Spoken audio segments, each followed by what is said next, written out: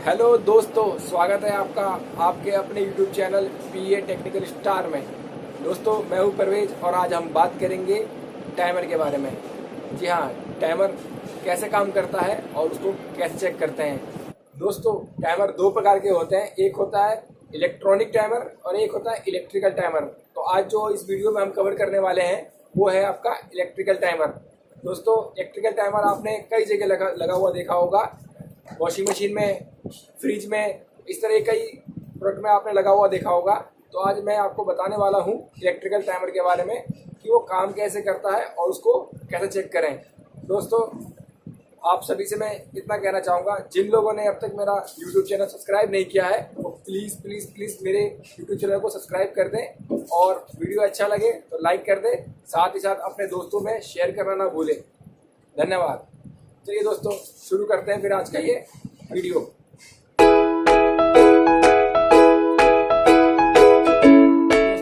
जैसे कि आप देख पा रहे हैं, आज हम इन टाइमरों के बारे में बात करेंगे।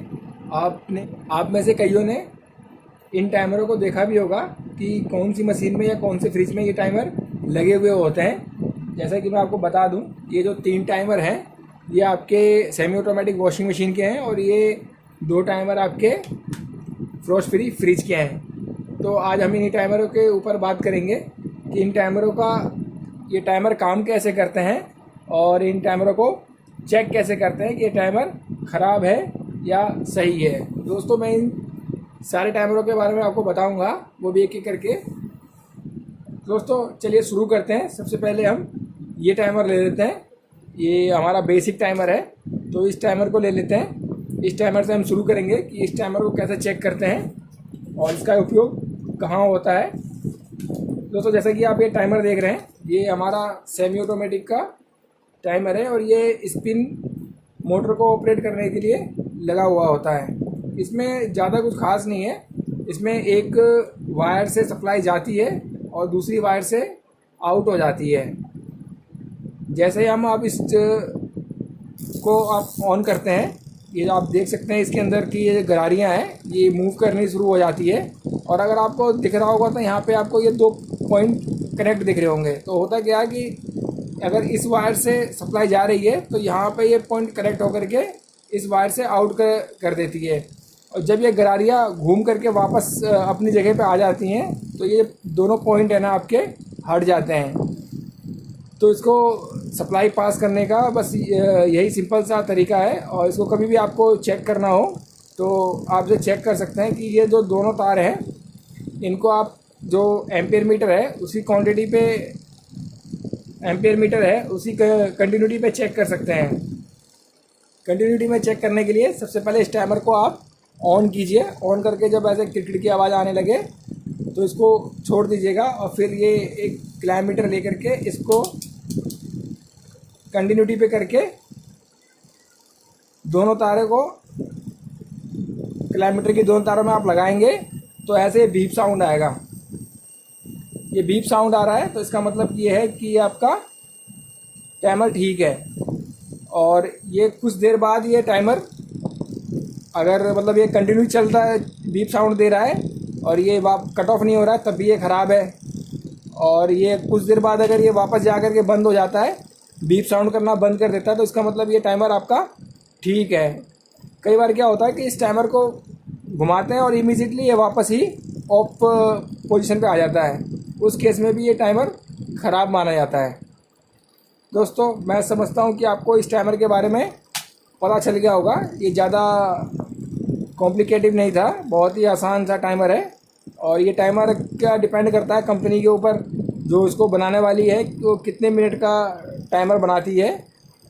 कईयों में ये 5 मिनट का होता है और कईयों में ये 10 मिनट का भी होता है।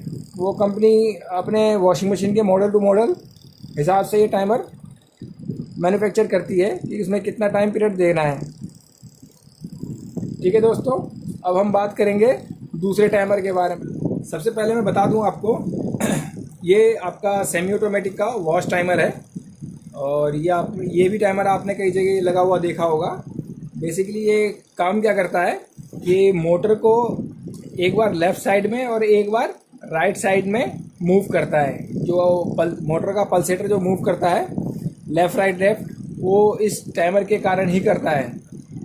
कई बार ये सवाल भी आता है इंटरव्यू में कि पल्सेटर को मूव कौन कराता है, तो मोटर नहीं कराता है, पल्सेटर को मूव हमेशा टाइमर करवाता है, क्योंकि टाइमर ही सप्लाई देता है मोटर पे लेफ़्ट और राइट, तभी वो मोटर लेफ़्ट राइट मूव करती है और आपका पल्सेटर लेफ़्ट राइट घूमने लग जाता है।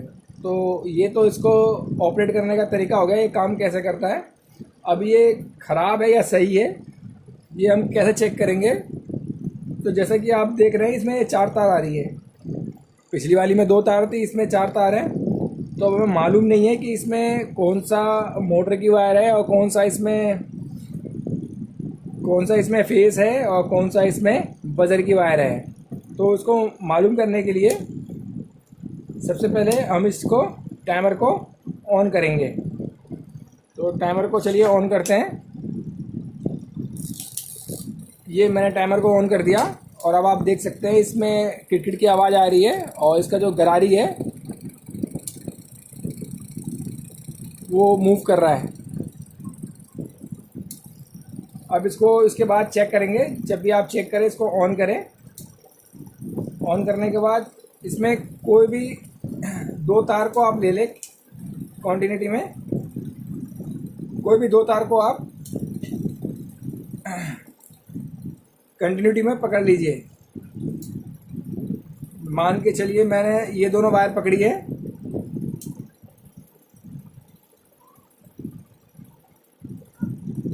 कोई बीप साउंड नहीं आ रहा है।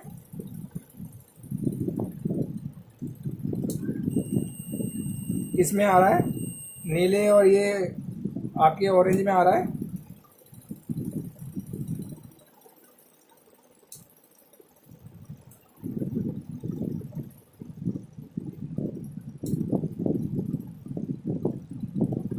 इसमें नहीं आ रहा।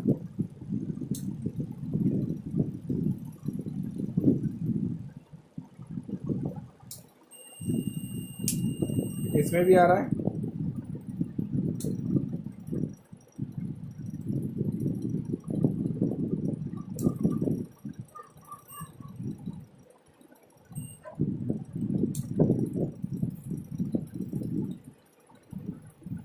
तो जैसा कि दोस्तों आप देख सकते हैं कि इस ऑरेंज वायर से इन दोनों में एक एक करके कंटिन्यूटी पे बीप साउंड आ रही है। ये देखिए अभी इस रेड वाले में आ गई और अब ये इस ब्लू वाले में आ गई। तो इसका मतलब ये हुआ कि ये जो वायर है हमारी, ये आपकी वायर हो गई फेस की, क्योंकि फेस जब इसमें जाएगा तो फेस एक बार आपके रेड वाली वायर पे आएगा तो मोटर एक साइड घूमेगी और उसके कुछ देर बाद आपके ब्लू वाली वायर पे जाएगा तो मोटर आपके राइट साइड घूमेगी। तो ये आपके मोटर के 1 to 1 के वायर हो गए। और ये जो आपका एकलौता वायर बचा है ये आपका बजर का हो गया, जो कि ये टाइमर जब एंड होने वाला होगा, इस टाइमर का टाइम ख़त्म होने वाला होगा, उससे कुछ सेकेंड या 1 मिनट पहले ये इस पर सप्लाई आएगी तो आपका बजर जो बीप साउंड आता है वो बजना शुरू हो जाएगा। ख़राब होने के कुछ सिम्टम होते हैं। जब ये मान के चलिए वॉश टाइमर आपका ख़राब होता है तो ये एक सिम्टम इसका ये होता है कि ये पल्सेटर को एक साइड आपका रोटेट करना शुरू कर देता है, या फिर दूसरा सिम्टम इसका ये होता है कि ये मोटर पर सप्लाई देना बंद कर देता है। तीसरा ये होता है कि जैसे ही आप इसको ऑन करेंगे ये इमीडिएटली आपका ऑफ हो जाता है। तो ये इसके कुछ सिम्टम है। दोस्तों उम्मीद करता हूँ कि आप इस टाइमर के बारे में भी जान गए होंगे। उसके बाद एक टाइमर और आता है हमारे पास जो कि आपका वॉशिंग मशीन में ही यूज़ होता है, सेमी ऑटोमेटिक में। वो है ये मोटर वाला टाइमर। ये थोड़ा सा इन 2 टाइमरों से अलग है। आप देख सकते हैं ये आपका सिर्फ जो फेस था उसको घुमा करके वापस करता था और एक टाइम के बाद उसको कट करता था। ये वाला जो टाइमर है ये फेस को 1 to 1 करता था, मोटर को दोनों साइड घुमाता था और मोटर को ऑफ कर देता है कुछ टाइम के बाद। सेम ये भी वॉश टाइमर है, इसका भी काम इसके तरह ही है, बट इसकी मैं चेकिंग प्रोसेस में थोड़ा सा अंतर है। इसमें कोई भी इंडक्शन मोटर नहीं लगी हुई है, इसमें सारा काम मैकेनिकल है। परंतु इस वाले टाइमर में आपका अगर ये देखेंगे तो यहाँ पे एक इंडक्शन मोटर लगी हुई है, जो कि इस टाइमर को, जो इसके अंदर ये मैकेनिकल पार्ट है, उसको मूव करता है। तो अब इसको आप, काफ़ी सारे इंजीनियर ये वायर देख करके घबरा जाते हैं कि इसमें इतनी सारी वायर है, कौन सी वायर इसमें मोटर की है, कौन सी बजर की है, कौन सी इसमें सप्लाई की है। तो मैं आपको इसके बारे में अच्छे से बता देता हूँ। आपको इसके बाद कभी इस टाइमर को चेक करने के लिए या इस तरह के टाइमर को चेक करने के लिए कोई परेशानी नहीं आएगी। तो जैसा कि मैंने आप लोगों को बताया कि इसमें एक मोटर लगी है, तो मोटर अगर लगी है इसके अंदर तो उसकी कोई ना कोई रेजिस्टेंस वैल्यू ज़रूर होगी। तो सबसे पहले इसमें उस मोटर की रेजिस्टेंस वैल्यू चेक करेंगे कि कौन से दो वायर में मोटर की रेजिस्टेंस वैल्यू आ रही है। तो ये हमारे पास 4 वायर है, ये 2 वायर आपकी अलग है, तो ये आपके से सीधी सीधी ये आपकी बजर की हो गई, इनको हम छोड़ देंगे। जैसा कि मैंने आपको बताया, ये दोनों वायर इसमें वज़र की हो गई। तो ये एक बार इसमें न्यूट्रल कॉमन होगा और एक बार आपका इस टाइमर से वज़र के, जब वॉश टाइमर का टाइम ख़त्म होने वाला होगा तो वज़र के ऊपर सप्लाई जाएगी। ठीक है, तो इन दोनों वायर में से चेक करेंगे कि न्यूट्रल की वायर कौन सी है। तो जैसा कि हमें मालूम है कि न्यूट्रल कॉमन होता है, तो ये जो 4 वायर हैं, इन 2 वायर के अलावा 4 जो वायर हैं ये अलग अलग कलर की, तो इनमें से हम पता लगाएंगे कि इसमें न्यूट्रल की वायर कौन सी है, जिससे हमारा एक वायर इन चारों में से क्लियर हो जाएगा कि ये इसमें न्यूट्रल जाएगी। तो न्यूट्रल चेक करने के लिए हम मीटर को कंटिन्यूटी पे करेंगे और उसके बाद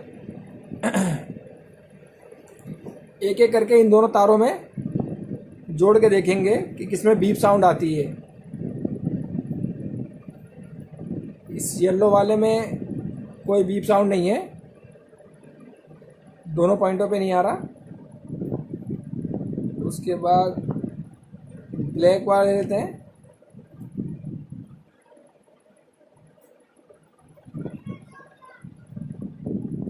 ब्लैक वाले में भी दोनों पॉइंटों पे बीप साउंड नहीं आ रहा।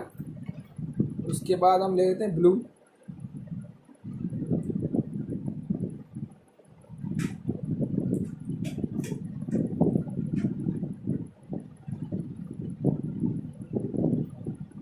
इसमें भी कोई बीप साउंड नहीं आ रहा। अब ले लेते हैं हम वाइट,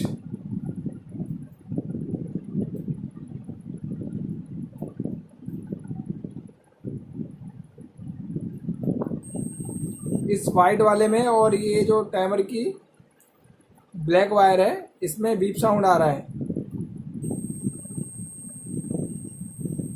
तो इसका मतलब ये वाली वायर हमारी न्यूट्रल की हो गई, ये वाइट वाली जो वायर है हमारी ये आपकी न्यूट्रल की हो गई। ठीक है जी, न्यूट्रल कॉमन रहता है इसलिए ये दोनों वायर हमारी न्यूट्रल की हो गई। अब चाहे तो आप यहाँ से भी न्यूट्रल ले सकते हैं और ये बजर का बना सकते हैं, या फिर इसको आप न्यूट्रल रख करके ये बजर का बना सकते हैं, परंतु कंपनी ने इसमें ये दोनों वायर वजर का बना रखा है, तो इसको हम ऐसे ही वजर का रहने देंगे। और उसके बाद इसमें हमें चेक करना है कि इन दो में से कौन सी वायर, इन तीनों में से कौन सी वायर हमारी मोटर की है और कौन सी वायर पे हमारे फेस जाएगा। ठीक है दोस्तों, तो उसके बाद हमें चेक करने के लिए क्या करना पड़ेगा, एक वायर को हम लगाएंगे कॉमन पे। ठीक है जी दोस्तों, और इसको मीटर को सेट करेंगे 20K पे। थोड़ा सा टाइमर को ऑन करना पड़ेगा।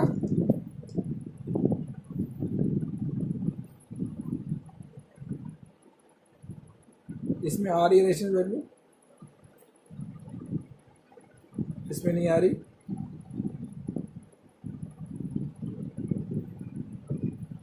इसमें भी आ रही है।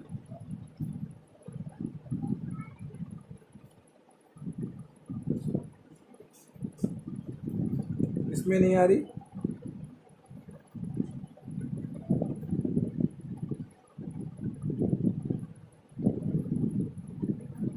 इसमें नहीं आ रही।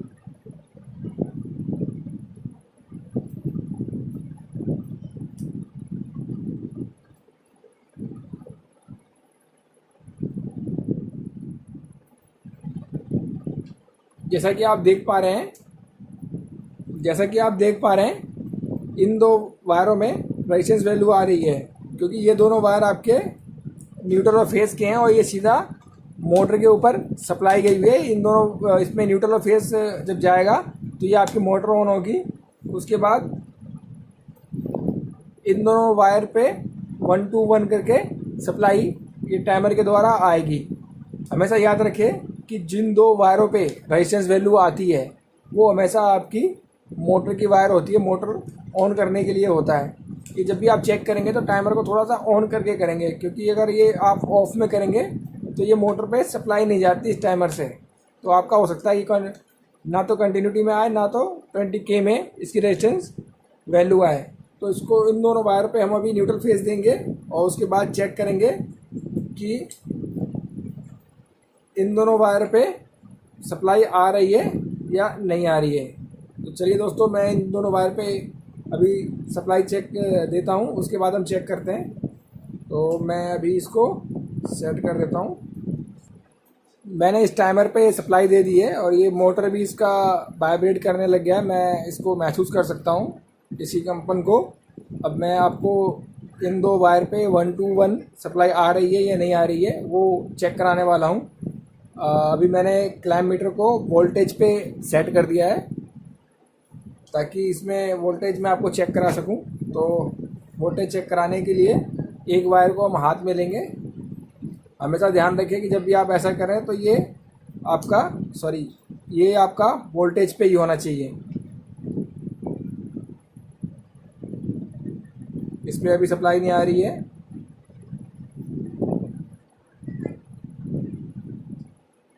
ये देखिए, अब ये सप्लाई आ गई इसमें, अब ये चली गई।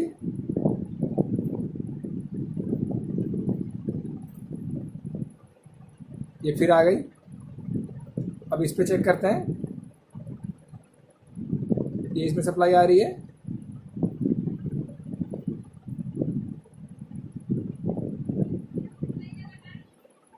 अब ये फिर सप्लाई आ गई इस पे। तो इसका मतलब ये हमारा टाइमर ठीक है और इसे कनेक्शन हम ऐसे चेक कर सकते हैं। हमेशा ध्यान रखिए कि आप इसको AC वोल्ट पे चेक करें। तो दोस्तों, उम्मीद करता हूँ कि आप इस टाइमर को अच्छे से आप चेक कर लेंगे। अब आपको कोई कन्फ्यूजन नहीं होगा कि इस टाइमर को कैसे चेक करते हैं। ठीक है दोस्तों, कोई कन्फ्यूजन हो आपको तो आप मुझे कमेंट बॉक्स में कमेंट करके पूछ सकते हैं। जी हाँ दोस्तों, जैसा कि आप ये देख रहे हैं, ये अभी हमारे पास फ्रिज का टाइमर है। इस टाइमर का भी काम सेम वही है जो पिछले टाइमरों का था, बस थोड़ा सा टाइम का फ़र्क है कि इसमें 8 घंटे 10 घंटे ये एक पॉइंट पे सप्लाई देता है और उसके बाद आधा घंटा पौना घंटा ये दूसरे पॉइंट पे सप्लाई देता है जो कि हीटर का पॉइंट होता है। ठीक है दोस्तों, तो कई बार इसमें कई हमारे मैकेनिकल भाई, इंजीनियर भाई हमारे कंफ्यूज रहते हैं कि इस टाइमर को कैसे चेक करें। वो जाते हैं और सीधा इस टाइमर को बदल देते हैं। तो कभी भी कोई पार्ट चेंज करने से पहले आप उसको फिजिकली चेक कर लें कि उसमें कोई अबनॉर्मल साउंड तो नहीं आ रही, उसकी गरारियाँ ज़रूर से ज़्यादा फ्री तो नहीं है, या फिर बहुत टाइट तो नहीं है। अगर वो टाइट भी होगा तब भी ज़्यादा बढ़िया से ऑपरेट नहीं होता है। तो ये सब फिजिकल चेक करने के बाद आप टाइमर को चेंज कर सकते हैं। अब इसको चेक कैसे करते हैं ये मैं आपको बता देता हूँ। जैसा कि आप देख रहे हैं, इसमें ये 4 पॉइंट हैं। ये 4 पॉइंट बने हुए हैं इसमें। तो इसमें से भी ये आपको मैं बता दूं, ये आपका मोटर है तो इसमें भी आपको 220 वोल्ट देना पड़े। 220 वोल्ट आपको इसमें सप्लाई देना होगा, तब जा कर के ये टाइमर ऑपरेट होगा। जैसा कि हमें इस टाइमर के लिए 220 वोल्ट देना पड़ा था। और इन दो टाइमरों में 220 वोल्ट सप्लाई की ज़रूरत नहीं पड़ती है। ये सीधा इनमें फेस जाता है और ये फेस आगे से डिस्ट्रीब्यूट हो जाता है। दोस्तों इसको मैं अभी आपको चेक करना बता देता हूँ। ये भी आप बहुत ही आसान है। तो इसको चेक करने के लिए हम इसको ऐसे रखेंगे। अभी हमें मालूम नहीं है कि ये कौन सा इसमें न्यूट्रल है, कौन सा इसमें फेस है, और कौन सा इसमें कंप्रेसर के लिए गया है और कौन सा इसमें हीटर के लिए गया है। दोस्तों इसमें आप जैसे कि आप ये देख रहे हैं, यहाँ पे इसमें इसका नॉब दे रखा है। ये मैनुअल ऑपरेट करने के लिए ये नॉब बना रखा है। इसमें अगर आपको मैनुअली डिफ्रॉस्ट करना हो तो आप इसको डिफ्रॉस्ट कर सकते हैं, और इनकेस ये डिफ्रॉस्ट पे हो टाइमर तो इसको डिफ्रॉस्ट से हटा सकते हैं। तो सबसे पहले मैं आपको चेक करके बताता हूँ कि इसमें 220 वोल्ट किस पे जाएगा। दोस्तों इस टाइमर को चेक करने के लिए आप एम्पेयर मीटर को कंटिन्यूटी पे सेट कर लें। कंटिन्यूटी पे सेट करने के बाद आप ये जो टाइमर है, इस टाइमर की नोब को आप हल्के हल्के मूव कीजिए।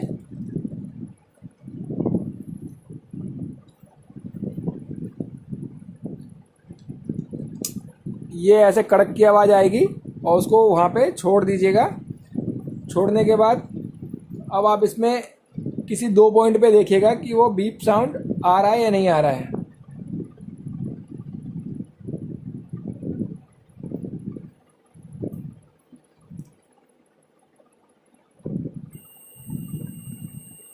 इन दोनों पॉइंट पे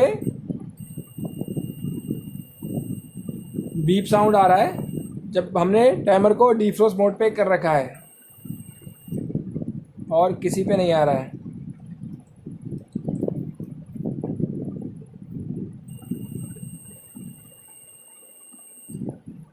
उसके बाद इस टाइमर को आगे बढ़ाएंगे हम, कंप्रेसर मोड पे करेंगे इसको, और फिर चेक करेंगे कि इन 2 पॉइंटों पे बीप साउंड आ रहा है। तो अब इन 2 पॉइंटों पे से बीप साउंड हट चुका है।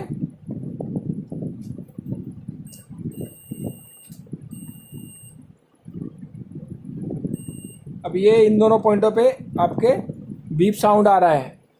ये देखिए दोस्तों, मैं आपको एक बार करीब से दिखा देता हूँ।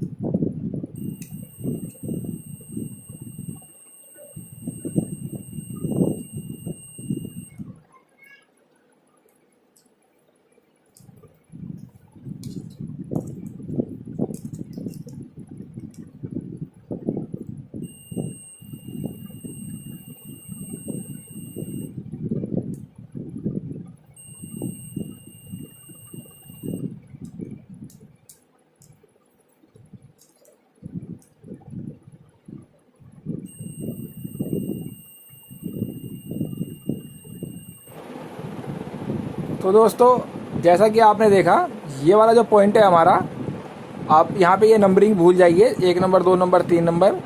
ज़्यादातर लोग बाग ये 1 नंबर 2 नंबर 3 नंबर से ही कंफ्यूज हो जाते हैं कि कौन सा फेस का है कौन सा न्यूट्रल का है। जिस तरीके से मैंने आपको गाइड किया है या मैं कर रहा हूँ, उस तरह से अगर आप टाइमर चेक करेंगे तो आपको कभी किसी भी टाइमर या किसी भी प्रकार के टाइमर को चेक करने में कोई भी दिक्कत नहीं आएगी।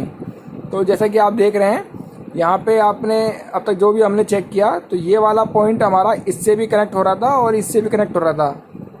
इन दोनों, इस पॉइंट से हमारा इधर भी साउंड आ रहा था, इधर भी साउंड आ रहा था। जब हमने डिफ्रॉस्ट में किया था तो इस वाले पॉइंट पे आपका बीप साउंड आ रहा था, और जब हमने कंप्रेसर मोड पे किया था तो इस वाले पॉइंट पे बीप साउंड आ रहा था।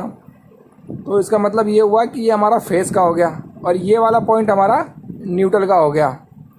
तो अगर आपका चेक करना हो आपको कि इन दोनों पॉइंटों को, तो इन दोनों पॉइंट पे आप जो किलोमीटर है उसको 20K पे करके यहाँ पे आप रेजिस्टेंस वैल्यू भी चेक कर सकते हैं कि आ रही है या नहीं आ रही है। अगर इनकेस रेजिस्टेंस वैल्यू यहाँ पे नहीं आती है तो उस केस में ये आपका टाइमर ख़राब माना जाएगा। ये देखिए दोस्तों, यहाँ पे आपको दिख रहा होगा कि इस पे रेजिस्टेंस वैल्यू आ रही है। तो ये आपका न्यूट्रल हो गया, ये आपका कंप्रेसर का सप्लाई हो गई, ये आपका फेस हो गया, और ये आपका हीटर के लिए सप्लाई हो गई। ठीक है दोस्तों, आशा करता हूँ जैसा मैंने आपको समझाया है उस तरीके से आपको समझ में आ गया होगा। इनकेस अगर आपको कोई सवाल, कोई क्वेरी हो तो आप प्लीज़ कमेंट बॉक्स में कमेंट करके मुझसे पूछ सकते हैं, मैं आपके सवाल का जवाब देने की पूरी कोशिश करूँगा। तो दोस्तों, वीडियो कैसा लगा आपको ये ज़रूर मुझे कमेंट करके बताइएगा, और वीडियो अच्छा लगा होगा आपको तो लाइक और शेयर कर दीजिएगा। दोस्तों, जिन लोगों ने मेरा चैनल सब्सक्राइब नहीं किया है वो प्लीज़ प्लीज़ प्लीज़ मेरे चैनल को सब्सक्राइब कर दें। धन्यवाद।